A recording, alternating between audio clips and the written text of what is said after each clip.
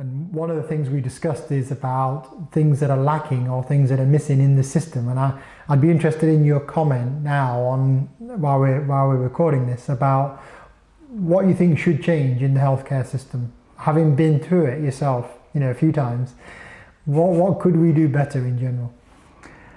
If I had to sum it up in one word, actually, coordination and collaboration. Sorry, that's two words.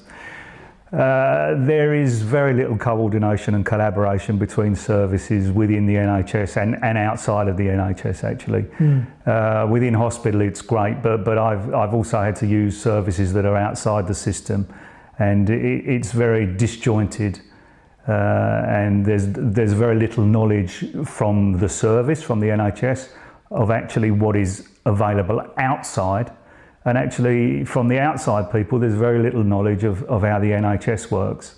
And there are lots of silos, we hear this term silo working.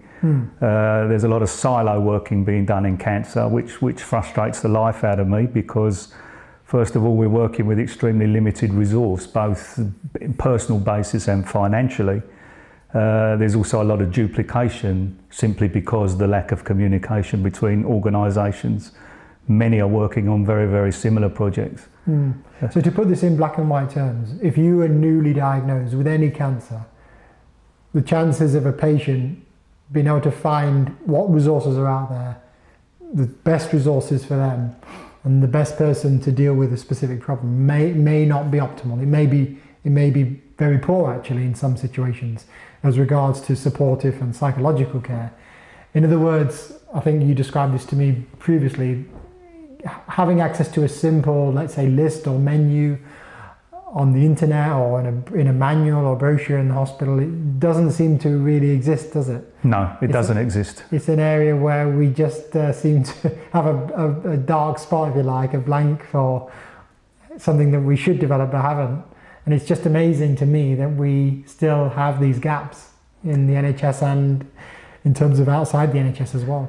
Well, the biggest problem that I see, and don't get me wrong, most of this work is done for the protection of the patient, and of course we need rules and regulations.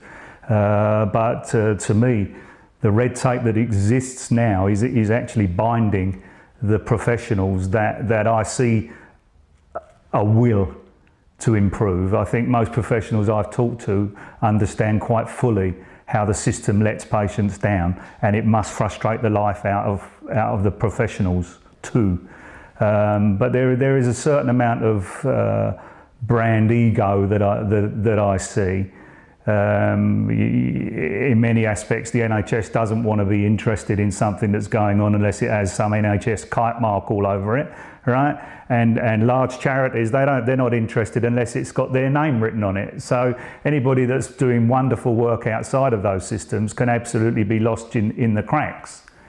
And actually, there is much more resource going on independently outside of A, large charities, and B, NHS, that actually, if they all got their heads together and worked together, the patient will be far better off for that.